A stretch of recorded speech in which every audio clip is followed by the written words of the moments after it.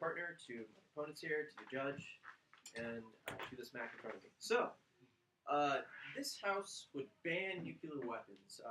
We all agree that nuclear weapons create certain types of risks, existential problems, just that they have inherent danger in them.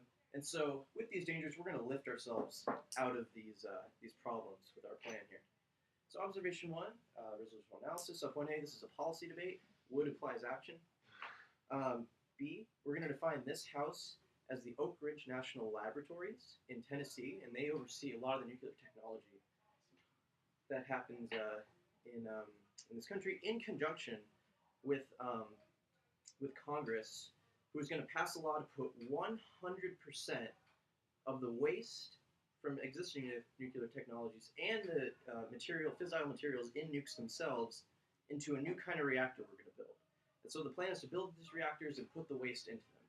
And so just to go back with terms, ban we're going to define as get rid of, and nuclear weapons we're going to define as like the nuclear weapons that rely on nuclear technology to detonate. Yes.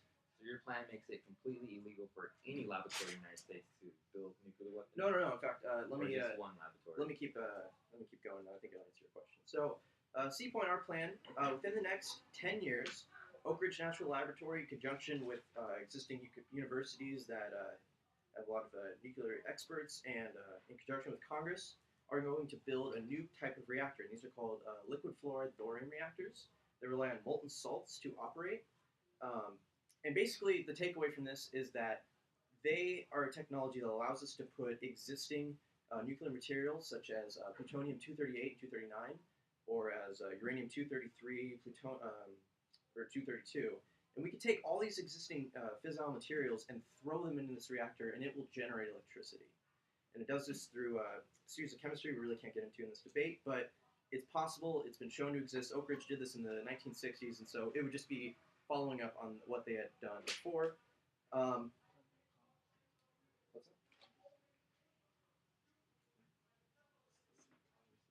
It's Congress's role to do this. So, D point net benefits. I don't know what you're saying. That was easy. So observation 2. Let me get to this point. I'll get to you. Okay. Clean energy forever is, you can tagline this, is our first advantage. So sub point A, existing waste. There are tons of it. It's estimated that 1.5 million tons of fissile materials currently exist in the United States, and no one wants it, as we could see with the Yucca Mountain situation in Nevada. And so the B point is that no one thinks it's valuable, however, they don't know the potential energy of this material. And so the C point, our plan, would be to build these reactors that can take this fissile materials and generate electricity from it. And there's a few other byproducts that come out of these. This cheapening of energy, because we're able to produce so much energy from it. First, the impact is that we can eliminate nuclear waste completely. Second is that we can eliminate the fissile materials in nuclear weapons completely. The third point is that we're increasing the amount of water people can have. That sounds strange. It's because by cheapening the prices of electricity, we're going to allow people to desalinate at a cost-effective price point, and this will lead to basically unlimited water for people in situations where they won't have easy access to streams or natural sources. And so we're simply taking the bad nuclear tech and throwing it into better nuclear tech we're going to build. Yeah, good question. So your plan deals with nuclear waste. Does it deal with nuclear weapons in any respect? Yeah, it totally does, because inside these nuclear weapons we have like things that go off plutonium-239, is a very fissile material. It's used to make nuclear weapons, and that can directly be put in this thorium reactor, which will, through a series of decay chains, turn it back into a thorium from plutonium, and then that thorium can burn down into uranium, and then that produces electricity. And so that's like a simple overview of the chemistry that's going on. But basically, plutonium can be turned into electricity. That's what we're getting at. So observation 3, and then that's why we're having Congress enact legislation to force this material to be put in these reactors. So observation 3, telling this, make peace, not war. Subpoint A, there's a cycle of violence going on. There's still nuclear drama. Even in 2014, the Cold War, while it did die down in a political sense, it is still a real threat that we could have a nuclear war, say even between states like India and Pakistan, who are both nuclear powers. The B point to this is that there are countries like China and India that are starting to build these type of reactors, and so they see the inherent benefits of these new materials and what it can mean for them in terms of energy production. So the C point is our plan. We're just going to catch the United States up to them, and in fact, we're going to surpass them greatly because we actually have a timetable set, whereas these other countries really don't.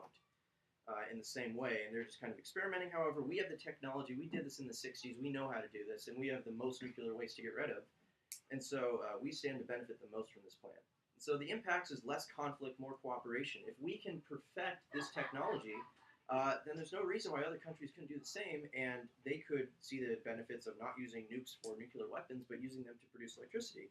In addition, all the other nuclear waste that, say, France has generated since it started with nuclear technology in the 1950s, they could use all that waste as a source of energy for them. And so this is simply a modeling that the United States can have and actually generate some positive impacts. So basically, Congress is going to pass a law to force, once these reactors are built, to force the existing nuclear material in nuclear weapons to be placed into these reactors. And so I'd like to explicitly make that clear. So observation 4, you can telling this other benefits.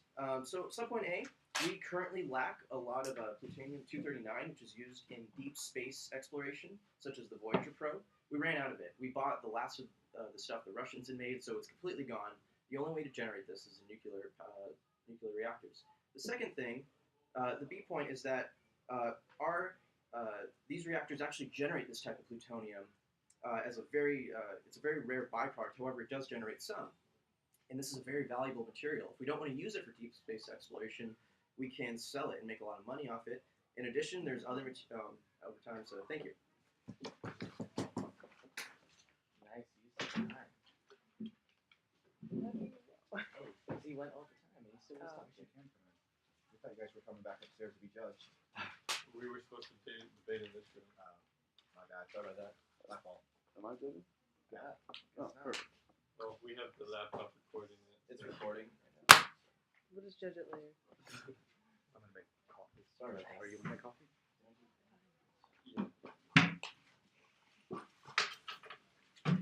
That's just what I was trying to say.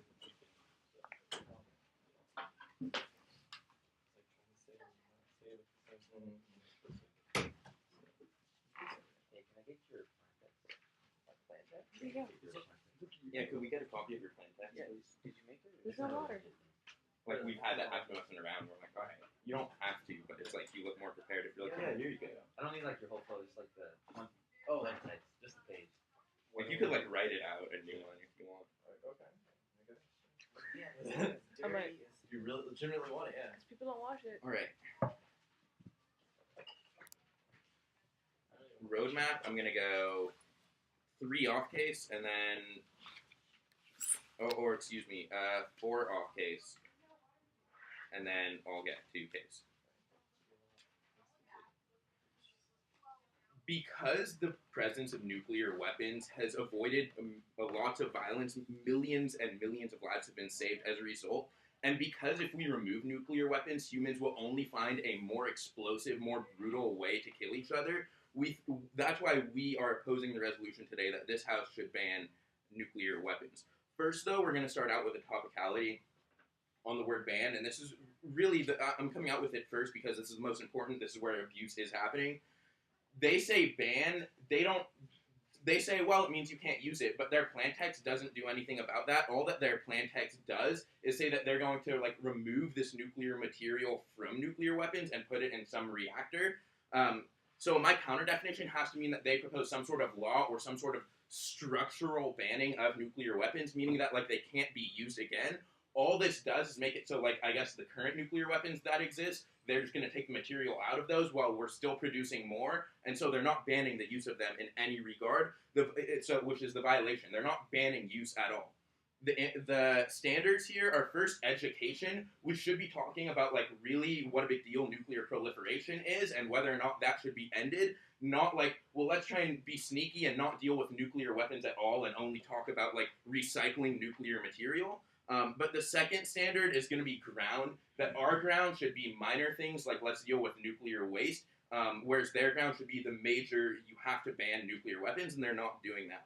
So the voters first, a priori, you need only know whether or not they're topical in order to vote for case, and you're going to be voting against case and for opposition because they're not topical. And the second voter is fairness, that it's unfair for them to talk about like a plan that deals with how we're going to use nuclear waste, but doesn't deal with nuclear weapons at all. So you're already voting against them. Now, let's get to off case. First is disadvantage 1, and you can tagline this deterrence. The A point, expert Ward Wilton, a senior fellow at the British American Security Information Council, says that the major reason for the decrease in war and violence and the increase in diplomacy that we've seen in the last 50 years is specifically because of the United States' nuclear program. The Huffington Post also says in an article last year that despite global conflict, the stats are showing that global violence is decreasing. According to the Washington Post, on June of last year, they talk about how a nuclear arsenal is a strategic deterrent, and they talk about it in the Cold War, how literally, because we had the strategic deterrent of our nuclear arsenal, and the Cold War ended without any violence of the two major nations, that saved millions of lives. The B point is that their plan, so either it doesn't link, in which case they're not topical, or their plan does ban nuclear weapons or affect them in some way, which brings them down. But again, by us not linking this deterrence argument, that shows that they're not topical. But anyway, let's get to the internal links. First is you're going to see an increase in the national security threat. In the Washington Post article that we were talking about arsenals being a strategic deterrent, they note that it also keeps threats against the U.S. in check. And so because that's not going to be there, no deterrent, increase in national security threats, also an increase in Russian hegemony, because their plan doesn't do anything about the international use of nukes, only the United States. So even if their plan does affect the United States using nukes, then all that it does is give Russia free-range hegemony over the rest of the world in order to, as we can see, Russian hegemony isn't good. Already in Ukraine and Moldova, there's infighting that's going on. Russians don't value civil rights or gay rights the same way that the West does, and so we can see a bunch of those rights then being put out across the world, which isn't good. Russia hedge is bad, but also this is going to decrease deterrence. So ultimate impacts: 1, an increase in war, and 2 is Russia hedge, which equals civil rights across the world being curtailed. Let's get to disadvantage 2. This is called hydrogen bombs. So this is at its base a no solvency argument, but we think it also functions as a disadvantage, and we'll get to that. The A point is that hydrogen bombs explode with a force of 10 million tons of TNT in context to a nuclear bomb, which is about 2 million tons. So hydrogen bombs are 5 times stronger than nuclear bombs, and they're currently being worked on. Human history also shows that the trend is toward bigger, better weapons rather than non-proliferation. The B point is that their plan then opens this niche wide open for the hydrogen bomb to enter, because as there's no nuclear weapon for the United States to use and Russia hedge is increasing, they're going to be like, well, we have to do something, so we're going to develop hydrogen bombs and get those ready for use. But the C point that's really important is that right now there are no rules or laws governing the use of hydrogen bombs, whereas for nukes, there are numerous rules and laws within the Geneva Conventions and international law that govern how and when they should be used and even created. So what this does, the D point moving on to the impacts, and I'll get to you. First is no solvency, that whatever they're saying about nukes being bad, hydrogen bombs are going to be worse. But next, that they're going to, hydrogen bombs will then become the status quo, and since there's no rules or anything governing them, that's going to be really dangerous. And finally, which leads to an intergenerational impact of generations growing up with the belief that bigger weapons is simply the way that the status quo is going to be, and so we should always be trying to get more bigger weapons, and that's going to impact out into more death, because hydrogen bombs cause more death than nuclear bombs. We'll get to a quick counterplan right now. Our counterplan text is nuclear proliferation will be stopped through a meeting of the Geneva Convention. The competition is that right now this keeps the current number of nukes in place, just says that you can't build any more. The net benefits is that we get all the solvency they do, even if they're going to use the waste of those nukes, and avoids all the disadvantages that we get. So it's competitive, and you're going to be voting for that if you want to stop proliferation, but you think that nuclear weapons have that they have a purpose and they serve a purpose. So now let's get to case. First is their observation 2, entitled Clean Energy Forever. They talk about right now there's like a lot of existing nuclear waste that there's no demand for, so they're going to build reactors that generate electricity, and that's going to lead to like unlimited water and eliminating nuke waste. My first response is that we already have technologies that are working toward getting rid of this waste. But secondly, that unlimited water will not happen because it's just going to probably pollute the water, like we've seen with nuclear power plants when those were first in place. One of the problems is contamination of the surrounding environment, and so we're likely to see that with this. So turn on the unlimited water, you're probably going to get a reduction in water and not clean water. And when they say they're going to eliminate all nuclear waste, they don't tell us why nuclear waste is bad at all, so that's really not a very important impact. But also it doesn't address the real debate. The next observation 3, peace not war. They talk about all this nuclear drama going on. My response is that their plan only makes it worse. So like a turn there, because if India and Pakistan are in this dispute right now, and it's people like the West and diplomats that are saying, look, keep calm, but now all of a sudden the West has no jurisdiction because we don't have nuclear weapons ourselves, India and Pakistan are just going to get into it because their plan doesn't deal with that. When they say that like their plan is going to model for other countries, my response is first, that doesn't work already. And when they say we did this in the 60s, then my response is then it must not have worked because we're not doing it now and it's not status quo. Observation 4 about other benefits, they didn't really finish that out. There are no impacts. So you're going to be voting for opposition because they're abusive and also because nukes serve a purpose and we give you warnings.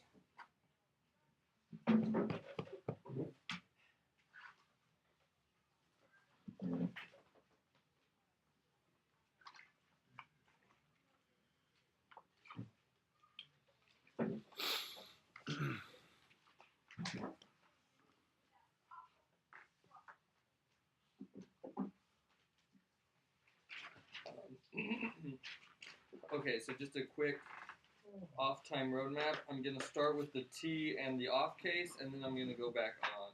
So let's get started. Thanks everyone for coming, and let's get into this. The first argument they had was a topicality against our word ban, which we defined as to get rid of, and they defined as like a congressional ban of implementation of these weapons.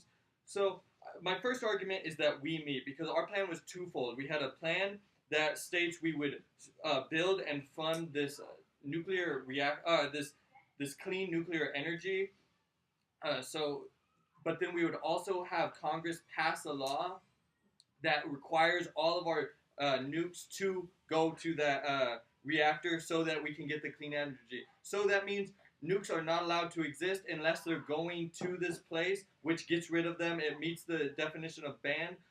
I'm going to say for my standards, I'm going to offer counter standards of, they said education. I'm going to say education right back because this is a time, debate is a form where we can solve larger scale problems and we don't just have to deal with one thing. We can do more encompassing things. So we don't have to just do the black and white political solutions. Second is I'm going to refute their ground because they had plenty of ground. They had 4 off-case arguments, but 3 real ones. So they had a counter plan. They had and 2 DAs, which meaning they have plenty of ground to argue both sides of this. So really the only standard you should be looking at is debatability. Is our plan debatable? Because it's ground on both sides. Did it get rid of nuclear weapons? Yes, it does. Does it keep nuclear weapons from being made or being used? Yes, it does. It does all those things. So as long as it's debatable, and since they have plenty of ground and it's more education, I would say you should vote for this. And then secondly, they have voters of a priori. I'm going to say you should have a counter. The counter voter is this should be a posteriori. You can look at this just like any other argument because this is not the first thing you should look at because there's tons of ground to debate and we're already having a good debate. So we should. So you can just ignore that T, Judge. Now let's get on to their deterrence. They said the major reason in decrease in war is due to a nuclear threat and a nuclear deterrent. That's not true. This is just leading to clear like proxy wars. So when we have a war in Afghanistan, like the Russians did, or when Vietnam happened, or the Korean War, they just many proxy wars that are leading to third world countries taking the brunt of this. Instead of countries having to go through the deal with the major consequences of either starting a war that there's going to be a battlefield on their soil. It just leads to the United States and Russia having these proxy wars and just destroying the third world as opposed to actually dealing with the consequences. My second is there is no actual nuclear deterrence. Just because that's what we claim, it doesn't mean that people are actually stopping war because they think they're going to nukes. There's just as much deterrence to not get carpet bombed or not to get any other bombed as there is to get nuked. They said this would increase the national security threat. Well, we're not actually fighting the Russians. We're not in the Cold War. The only people we're really fighting right now with terrorist organizations which don't have nuclear weapons. Then they talked about Russian hegemony. First of all, Russia, just because this is going to be a sign of good faith. So Russia, as we see when we scale down our nukes, Russia has a history of also scaling down their nukes. So when we reduce our nuclear program, they will also reduce theirs, just like China and India too. They said the trend in the history of the world is towards peace now, and we're seeing more and more peace as time goes on. This is not because of nukes, but it will just continue in this trend. We're going down a more peaceful way. People realize that we don't need violence and perpetual proxy wars like we've been having. Yes, Joe? Yeah, can you tell me a little bit about this history of Russians consensually demilitarizing? We have a history of making agreements with Russia where we will get rid of a certain number of nuclear weapons, and so will they. Secondly, on this, I can't take two questions in a row, sorry. On to their next advantage of hydrogen bombs. They say this is 5 times stronger and it opens a niche. First of all, I'm going to say this is a non-unique argument. This happens regardless of whether or not. Hydrogen bombs are coming either way with the way they frame this. So this is non-unique. Their counterplan does also not solve for this. Hydrogen bombs are coming. Also, they said there's intergenerational impacts of people growing up with bigger weapons and thinking it's a trend towards bigger weapons. Well, bigger weapons is also non-unique. I know that we can kill more people now than we could have in the past. This is non-unique. We live in a world where this happens already. But then my last argument for this is that if we get rid of these nuclear programs and we end the cycle of violence, which is going to be in the advantage 3, or our second advantage of our case, if we end this cycle of violence, we won't have such a need for hydrogen bombs and we won't need for hydrogen deterrence. My second argument is that if we have hydrogen bombs, then we still have the deterrence. So this doesn't affect our case because either we get hydrogen bombs and we get the deterrence back, or we don't get hydrogen bombs and there's more peace in the world. So either way, the world is safer. Now let's get on to their, yeah, Joe, I'll take your question. Thanks. So then you agree that powerful weapons can be used as a deterrence? Because you were saying in your first line that deterrence didn't exist. No, I'm just saying either hydrogen bombs, if you're going to believe the deterrence argument, either hydrogen bombs are coming and will serve as a deterrent, or we can end the cycle. So either way, we're promoting peace because they're either going to have the deterrent still because these hydrogen bombs are on the way, or if you believe our peace argument, then we're all going to have more peace and less hydrogen bombs anyway. So that's just all non-unique is the point of this. Then the nuclear proliferation as the counterplan. I would say this does not address their own hydrogen bombs DA, so I will run that right back at them as a disadvantage to this. It's just going to make bigger weapons that aren't introduced. So that's really, it's not really a good plan, and it's not really a unique. We've seen that it hasn't worked in the past because, the United States and Russia have both made agreements to limit the scale of nuclear weapons, but we still have them, so it's not going to work just like it really hasn't been totally effective in the past. So now let's get on to our case. So for Clean Energy Forever, they said this will not happen, but they're misunderstanding our technology. Our technology does not need to be near a water source. It just takes the radiation that's the radioactive material in nuclear bombs and uses that. It doesn't need to be near water. It's not like a nuclear power plant that runs on water and needs a cooling system. Not only that, it will make energy cheaper so that we can desalinize water. The big problem with desalinization right now is because it's too it's not cost effective due to energy prices. We take that cost away by having cleaner zero emission energy. This has zero emissions attached to it, so we have no way of like polluting the ground or anything. Then they said make peace, not wars. I would like to cross apply all my arguments from their deterrence. And then they said China and India will get into it. China and India are not going to nuke each other. Pakistan and India are not going to nuke each other. And we're ending this cycle of violence, and we're working as a model because they'll see that the West has scaled down their nuclear program. So do we. Thank you.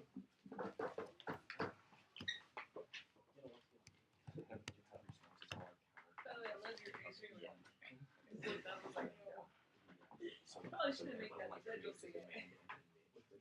Oh, it wasn't about his thing. I was just saying hi to Taylor. Oh, I didn't know. She was looking down at her phone, so I was like, is he making a scared face? I mean, eye contact. Yeah. That's all I saw it. Then I saw her on her phone. I'm like, what? Okay, for roadmap, gonna go off case in the same order, then on case in the same order. Alright?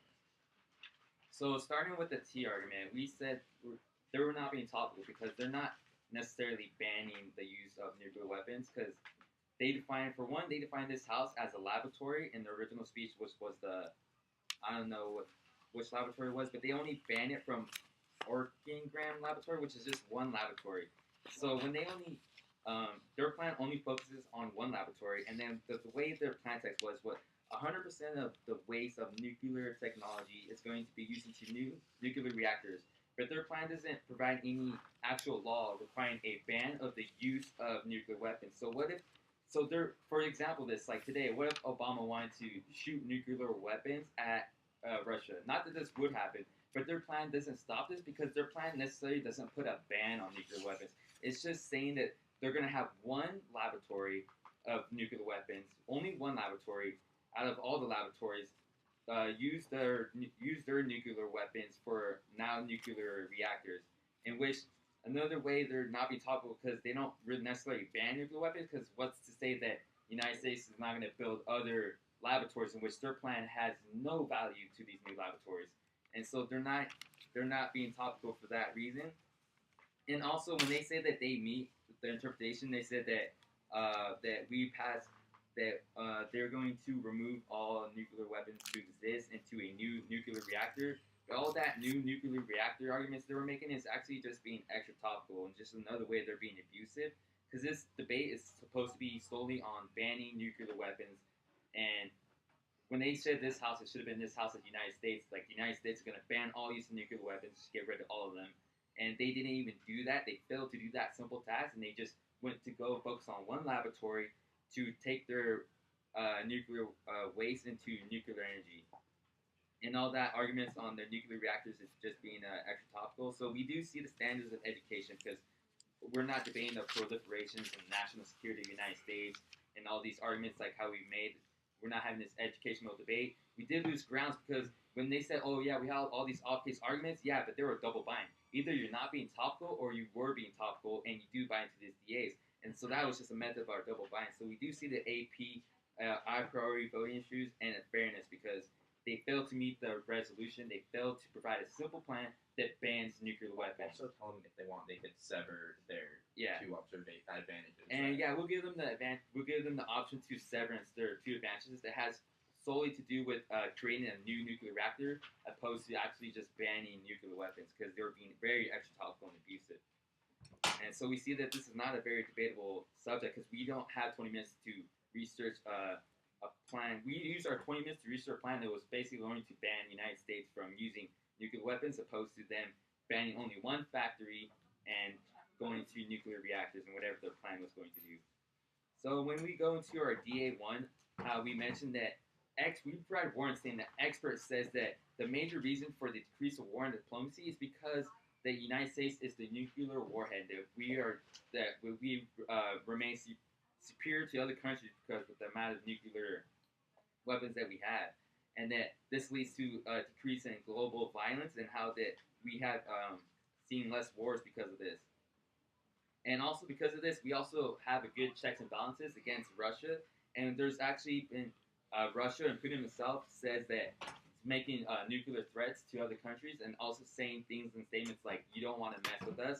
because with all the nuclear weapons we have. So we see that Russia is not going to follow United States, and they provided a story saying that when United States gets rid of nuclear weapons, that Russia does the same thing. But that's because it's through a binding plan in which they agreed upon each other. This plan is not binding with Russia, nor are they agreeing with Russia. So Russia has no reason to get rid of their nuclear weapons just because United States is passing a plan where only one laboratory is going to switch from nuclear weapons to nuclear reactors. Yes. I just have a simple question. Do you think that we bite into this deterrence disadvantage? I think you do buy into this deterrent evidence because your plan is completely banning the use of nuclear weapons. It's supposed to. Yes, but either that or you guys aren't being topical, in which so you get to choose the one you want. Either you're not being topical or your plan does fight this because you are not allowing the United States to shoot nuclear weapons at other countries or protect themselves and protect the national security with having nuclear weapons. So we're going to see impacts on increase of wars and decrease of diplomacy, and having Russia hegemony being superiority with their nuclear weapons is a lot worse than United States being the dominant with nuclear weapons. And then for the hydrogen disadvantage, their only response was that it's going to happen regardless, and that saying that our cannon plan doesn't solve for this. But I'm just going to get to the cannon plan part after. But their plan creates a bigger motive and incentive to increase the development and technology for hydrogen bombs, as where our plan, our plan, which I'll get to later, but the status quo doesn't call for that because the status quo is that we already have nuclear weapons and we don't. If we keep the same amount of numbers that we have, there's no need to increase the amount of hydrogen bombs and weapons. And so for the counterplan part, the only bad thing that says that it doesn't solve because it's going to happen regardless, but the fact that our counterplan doesn't remove the United States nuclear weapons, it just doesn't allow them to increase the amount of numbers that they have, in which, so the United States is not going to see the need or motive or incentive for increased production of the hydrogen bombs as much as their plan would, because their plan is going to completely ban the use of nuclear weapons, in which the United States will have no source of national security or deterrence because they will have no access to nuclear weapons. Yes. So if the trend throughout all of history was to create bigger, better weapons, no matter what happened before that, how does your plan not affect that? Because our plan allows the United States to keep the weapons that we currently have, opposed to completely getting rid of them. So now when we go on to on-case, when they talk about all this clean energy stuff, and they say that their impacts are going to decrease nuclear waste and decrease nuclear weapons, that's not inherently true because their plan doesn't even decrease nuclear weapons as a whole, because like we mentioned, it's only focused on one laboratory and does not pass a federal law against nuclear weapons. And it's only, so when you only pass a plan focusing on one laboratory transitioning nuclear weapons to nuclear reactors, that does nothing for any other nuclear laboratories we have, or stopping other laboratories from being built.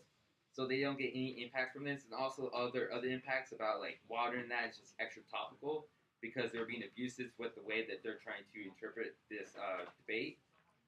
And when they say make peace, not war, they're not necessarily making peace because, like we said, Russia hegemony is a lot worse than the United States being the hegemony with their nuclear power. Their plan doesn't solve for this in any ways. Russia's going to have no motive or incentive to get rid of their nuclear weapons. They're going to actually have more incentive to be more dominant because no one's going to be able to hold them back because the United States won't have our nuclear weapons. That's just catastrophic for world peace.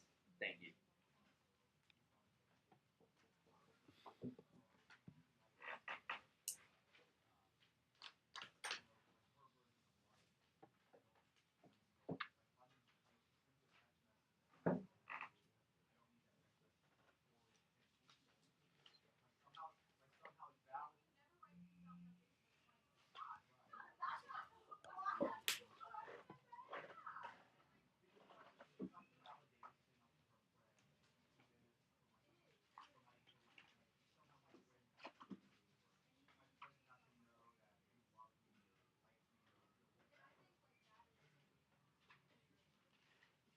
All right, off-time roadmap.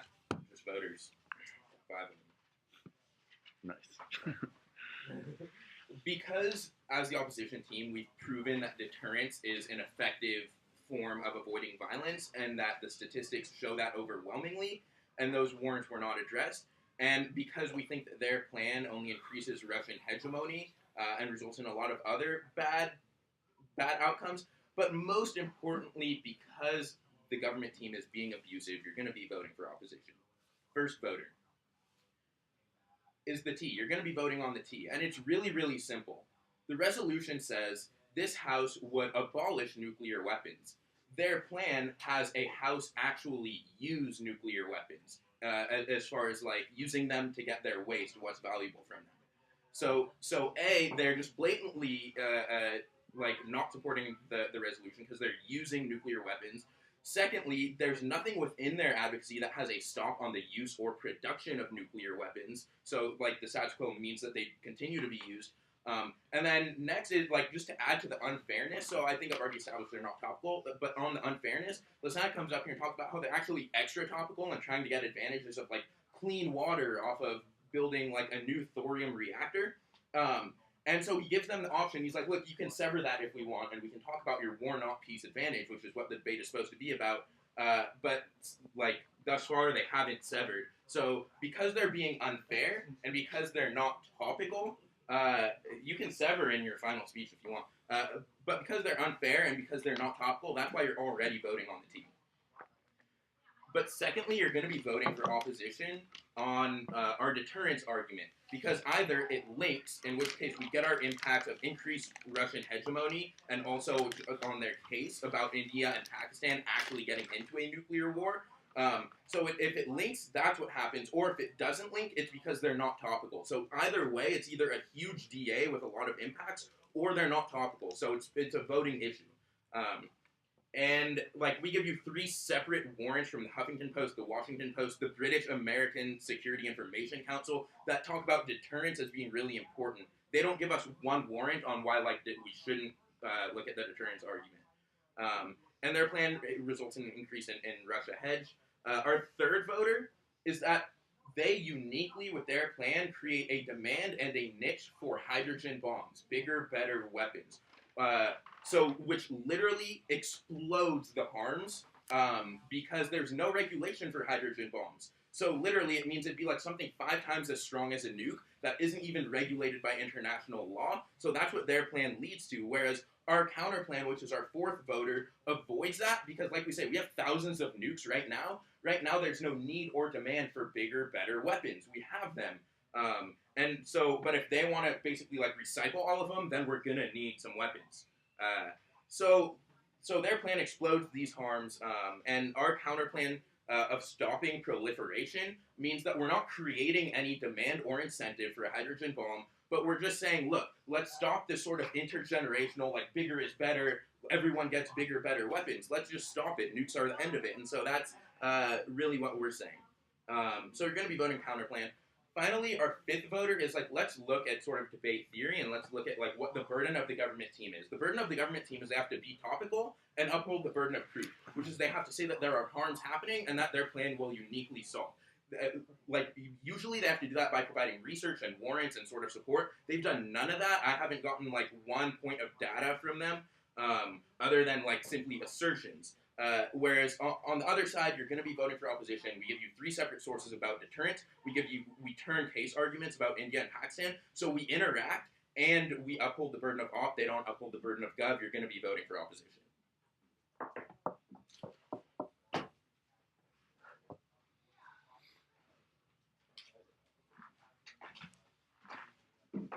Okay, I'll start with a kind of an overview of kind of the off-case arguments that are brought up against us, and then I'm going to move on to the voters. So there seems to be some confusion going on about our plan, as was brought up in the beginning part of the block there. Basically, what our plan is, it's a 2-fold step. One is we're giving Oak Ridge National Laboratory, who developed this technology in the 1960s, the authority to actually go ahead and build these things. And then second, we're having Congress demand that they put all existing nuclear waste and fissile materials from nuclear weapons into these reactors. And so we totally have a solid plan that is not simply allowing one research institution to do something. No, this is a ban on nuclear weapons effectively. We are taking all capability of using nuclear weapons away and putting it towards energy instead. Point of order. It's a new argument that their plan will somehow affect the ability of people to use nuclear weapons. That was never brought up before. If we don't have any, how can we use them? The example we I'll, have. Okay. I'll In consider my- it. That's what they say. In my, I'm still pause time here. Yeah, I'm gonna just answer pause your this time. Point of order. So in Let's just react. Let's Ours- not debate too much in the point of order, but go ahead and say what you're gonna say. okay, essentially, like I think my plan made that pretty clear. I have right here on my flow. Congress passed a law to put 100% of waste and nukes into reactors. That's 100%. There's no nukes available to shoot anymore. Are you gonna concede that he said that in his first speech? Yeah. Okay, then I'll consider it. Thank you, Move on. Judge. Okay, moving on now. So now that I know it's a complicated plan, but these are complicated problems. We have to have good solutions to them. So I'm going to get into now some of the things. They say that we link in their DA and the deterrence. However, it's not a catch-22 necessarily. Being creative in our solutions is not abusive. We are allowing our plan basically takes the deterrence away because, or it doesn't take any deterrence away because, like you said, we still have hydrogen bombs. However, if you subscribe to our peace theory, then we're still within this, but that's not an important point. I want to get onto more important points. With regards to the authority, I mentioned Senator Kennedy. I also mentioned the NEC, which is the Nuclear Energy Commission. I also mentioned Oak Ridge National Laboratory. So we have some authorities on our side as well. And I also cited the 1.5 million tons of fissile materials that are already in the United States that we could convert to energy. And so I have a lot of facts on my side in this debate. And so without getting any further into, I'd just like to talk on their counter plan really quick. How there's really no methods of enforcement, like we've said, with talking about the history of this. U.S. and Russia have made agreements in the past, but it doesn't mean that it has to happen. And so their plan has just as much effectiveness as previous engagements, which are hit or miss at the best. So going on to the voters. Voting on the T, I already showed how the T is not fair because we already meet their definition, and that our plan is not abusive in that it's allowing for plenty of room for discussion here. Deterrence was your second voter, and like we said, we still have hydrogen bombs, so how are we not still having the deterrence in that? The second, or the third voter you had was, is it explodes the harms because of hydrogen bombs. Carl Sagan had a thing where he said, what the U.S. and the Soviet Union are doing is equivalent to two men standing in a pool of gasoline, one with 3 matches, one with 5 matches. It doesn't matter. It's still a bad thing. And so to say it explodes the harms, it's just as equivalent as before. And so voter number 4 was the research point. And so I already cited the 1.5 million tons. I have a lot of evidence on my side. So I'll get on to my voters now. Voter number 1 is peace. And this will be peace either through the deterrence factor of hydrogen bombs, or it'll end the cycle of violence because we're going to have a technology that produces so much energy so cheaply and so many other good benefits, which they dropped. They dropped our third advantage, which was the production of rare materials like plutonium-239 used in space travel. They dropped that, so we have a ton of benefits that other countries are going to look at and see like that's a better thing to do than a better use of nuclear technology than bombs. And so our second voter was clean energy. We're just because our plan deals with other things like clean energy and water doesn't mean it's not topical.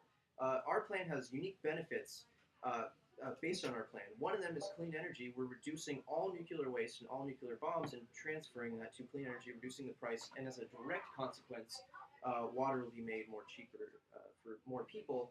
And so clean energy, zero emissions, that's what we're talking about here. Our third voter is going to be our plan solves both. It solves the nuclear waste and nuclear bombs, and it prevents any further, let's say we did make another bomb, under this congressional law, it would have to, all that fissile material would still have to go to these reactors. We're not allowing any room for further bombs to be made in this situation. And so just to recap, we're debating here which plan is the better net benefits and with regards to banning nuclear weapons. I've shown how we're topical, and I've shown how we have the benefits of eliminating nuclear waste completely, eliminating nuclear weapons completely, increasing the amount of water and energy and things like that for people. We are also over time, so thank you.